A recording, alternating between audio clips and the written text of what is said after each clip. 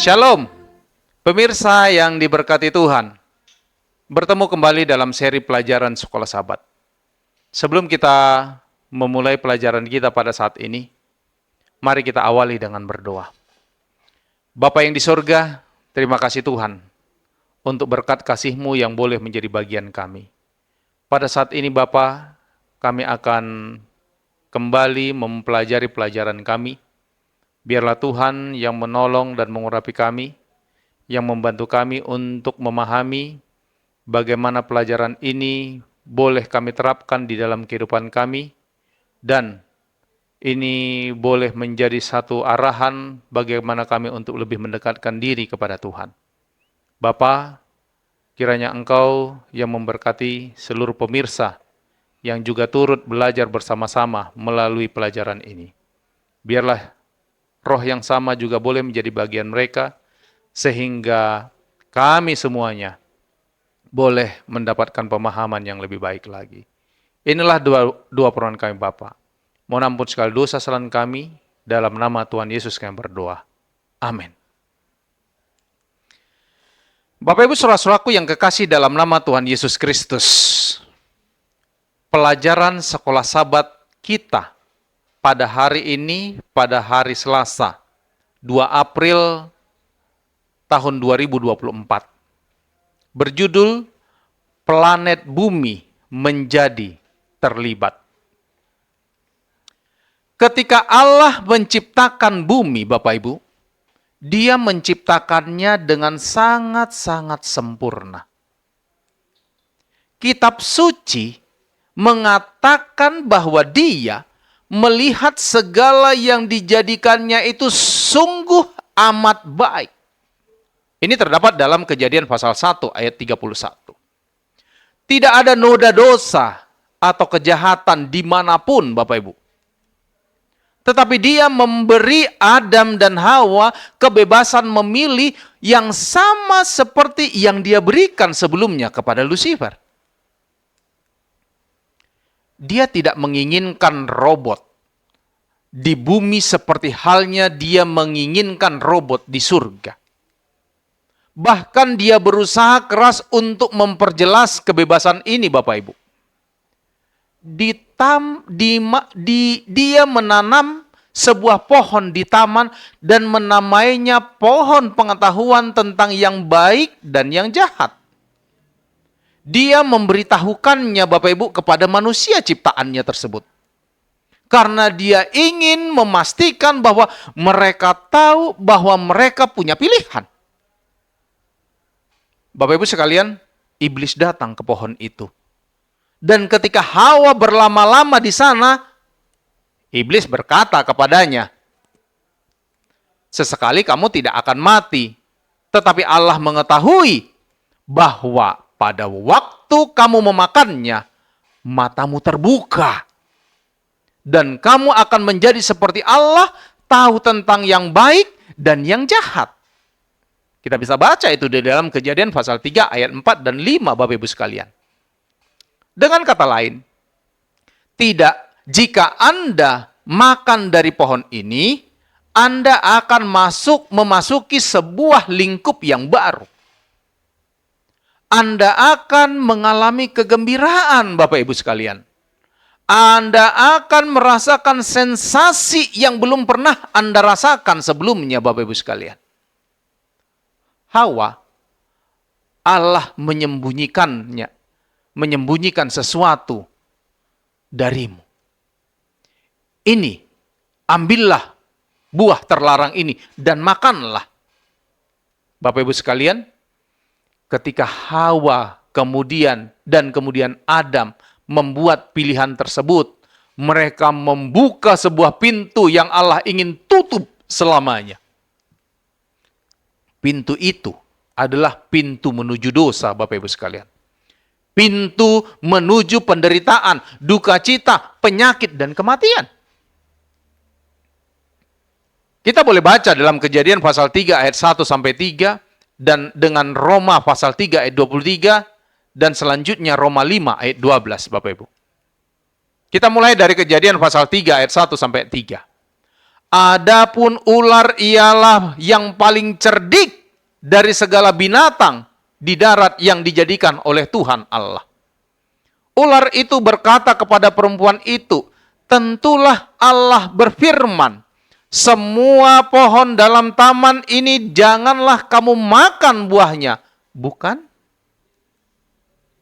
Lalu sahut perempuan itu kepada ular itu, buah pohon-pohonan dalam taman ini boleh kami makan, tetapi tentang pohon yang ada di tengah-tengah taman, Allah berfirman, jangan kamu makan ataupun raba buah itu, nanti kamu mati. Selanjutnya Bapak Ibu sekalian, Roma pasal 3, 23 mengatakan, karena semua orang telah berbuat dosa dan telah kehilangan kemuliaan Allah. Roma 5 ayat 12, sebab itu, sama seperti dosa telah masuk ke dalam dunia oleh satu orang, dan oleh dosa itu juga maut.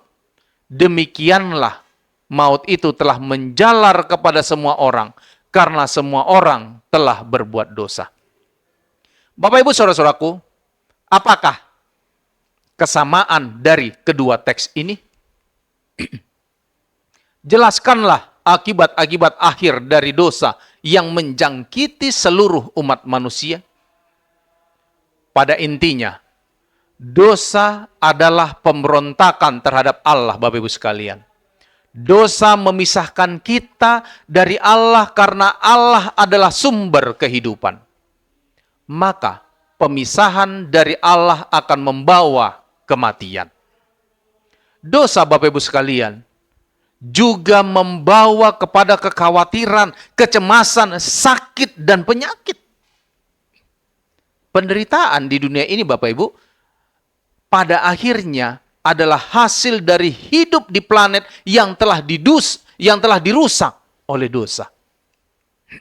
Hal ini tentu saja tidak berarti bahwa setiap kali kita menderita atau sakit itu adalah karena kita telah berdosa. Ini berarti bahwa setiap orang dari kita terpengaruh karena hidup di planet yang telah dirusak oleh dosa. Kalau kita baca di dalam Kejadian 3 ayat 15 dan Imamat pasal 5 ayat 3 dan 6 dan selanjutnya Yohanes 1 ayat 29. Kejadian pasal 3 ayat 15 mengatakan bahwa aku akan mengadakan permusuhan antara engkau dan perempuan ini, antara keturunanmu dan keturunannya. Keturunannya akan meremukkan kepalamu dan engkau akan meremutkan tumitnya. Selanjutnya Bapak Ibu dalam Imamat 5 ayat 5 dan 6. Jadi apabila ia bersalah dalam salah satu perkara itu, haruslah ia mengakui dosa yang telah diperbuatnya itu. Dan haruslah ia mempersembahkan kepada Tuhan sebagai tebusan salah, karena dosa itu seekor betina dari domba atau kambing menjadi korban penghapus dosa. Dengan demikian, imam mengadakan pendamaian bagi orang itu karena dosanya. Selanjutnya Yohanes pasal 1 ayat 29. Pada keesokan harinya, Yohanes melihat Yesus datang kepadanya dan ia berkata, lihatlah anak domba Allah yang menghapus dosa dunia. Bapak Ibu sekalian, janji apakah yang Allah berikan kepada Adam dan Hawa di taman setelah mereka jatuh ke dalam dosa yang dapat memberikan mereka pengharapan di tengah rasa bersalah dan keputusasaan mereka? Pelayanan apakah yang dia mulai di Eden yang menuntun mereka selama berabad-abad kepada solusi bagi masalah dosa? Tuhan memberkati kita. Kita akhiri pelajaran kita pada malam hari ini dengan berdoa. Bapa yang di sorga, terima kasih untuk anugerah kasih Tuhan yang masih luar biasa bagi kehidupan kami.